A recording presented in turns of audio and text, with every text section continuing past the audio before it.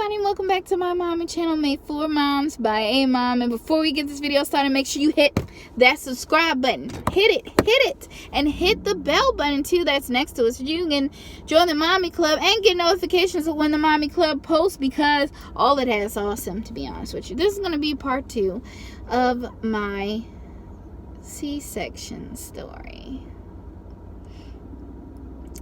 So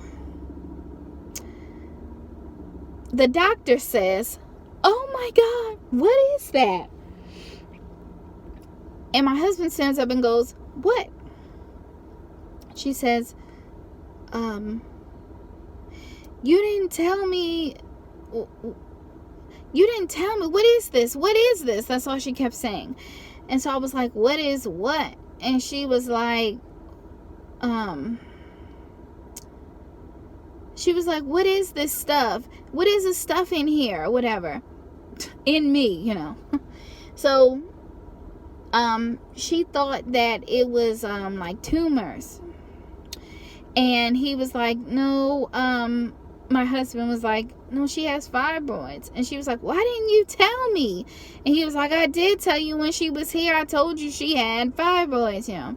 And, she was like, "We got to do surgery now." So that's when the anesthesiologist and all the doctors start preparing, and she kicks my husband out of the room. She's like, you gotta go now. And he just starts leaving, and he was just looking at me. I said, "It's okay." And she was like, "We gotta get these out right now." And she was like, "I don't know what these are," talking to me, "but I want you to understand that I have to take these out. And I don't know what they are." And she's like, "Call the doctors, call the oncologist, call this person, call." Okay, so as she says, "Call the oncologist," I'm like, "Oh my gosh, that's cancer. What the heck?" So, she says to me, she was like, "Look, I need to do surgery. I don't know what this is I'm looking at. It could be cancer. I don't know, but I need to get this out." And she's like, "There's a chance that I may have to remove everything, you know, like give me a hysterectomy." She was like, "I'm gonna try to remove these things without taking out your lady parts, but if I have to, I'm gonna do everything to save your life." And that was the last thing I remember, because I fell asleep. She didn't know what it was. I guess she misread my chart. I don't know, but they were fibroids, but she was concerned. She said they were pretty big. They looked like little mushrooms, and they did test them, and they were benign, so I didn't have cancer. And just in case you were wondering, I still have all my lady parts, so I didn't get a hysterectomy. She removed them, all of them, and it was more down there than I knew. I knew of one when I found out I was pregnant, but I didn't know that there were multiple ones, and they were actually blocking the birth canal, and that's why I had to have the C-section, and my daughter could not come out. So my daughter was born 9 p.m.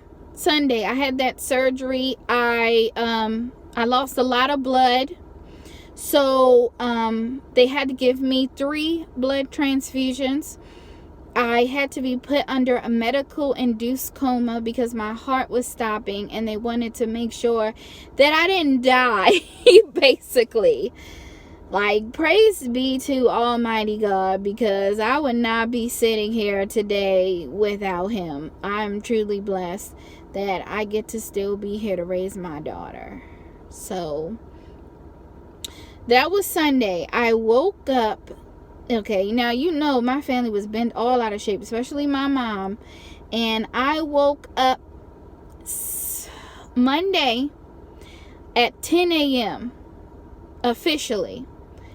Because I woke up before that, and I had a tube down my throat, and like, I was trying not to freak out, but they wouldn't take the tube out, and somehow I went back to sleep. I think they might have put me back because they didn't want me to freak out. So I woke up again around 10, and they looked at me, and they, you know, told me who they were, who I was, and where I was. And I remembered where I was, so I was like, I couldn't talk, but I was pointing at the tube for them to get it out or whatever. And he wouldn't take it out, so I started trying to take it out myself. You got to be really, really careful with that, because it goes all the way down. you know, your throat. And so what I did was I used my teeth and just like slowly slid it up there, you know what I'm saying? And the dude was like, what are you doing? And I did like this and showed him my teeth, and he was like, okay, let's take it out. So they take the tube out, you know what I'm saying? I'm asking for my daughter, and my family wasn't there because they told him to go home to wait it out. There was nothing they could do. My husband stayed the night at the hospital, but he wasn't there when I woke up because he went to the nursery to see the baby. And she was fine, by the way. She wasn't in NICU or anything. She was just in the baby nursery. I still hadn't seen her, and I was getting upset because I told them I wanted to see my daughter, but they said I was still in the OR and this wasn't a place for her to be. And I was like, well, I want to see her. And so my husband had to show me a picture because I was getting upset, and I was like, I haven't even seen her. I don't know what she looks like, whatever. So he showed me a picture. So finally, so that was around 10. I got moved to a recovery room around 4 o'clock that day. And that's when my daughter and I were first introduced to each other. I may have a clip. If I do, I'll add it in here.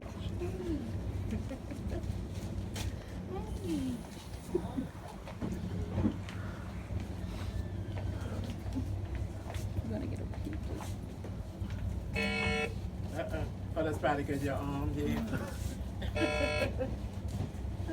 Oh, she do got eyes open. She got them open? Mm-hmm. Yeah, when we were born, we didn't open our eyes for 7 days. She's looking around like, what in the world?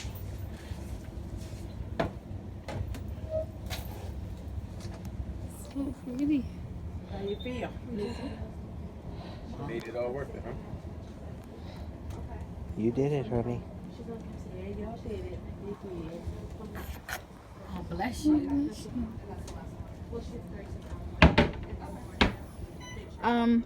But they rolled her in, and I was like trying to peek, and then they put her in my arms, and the first thing I thought about was how beautiful she was. I wanted to cry, but I was in so much pain, and I just kept staring at her and just saying how beautiful she was. So after that, I was in the hospital for a total of 8 days. I went home on the 6th. I wasn't allowed to be released until I was up walking. I took a few poops. I had to get some CAT scans done and stuff done on my stomach because my stomach was still really swollen. I had 2 surgeries, so that's why I had to go under the coma, because normally you're not supposed to have that much done. I had a lot of blood and culture tests done. And so finally, my baby and I had a few infections because the hospitals are friggin' dirty. Like, you know, it's just so many sick people and whatever. And I had like 3 infections. My daughter had one. It was just like, ugh. So I went home on the 6th, and it was just, you know, recovery from there. It was a long road in the hospital. It was hard.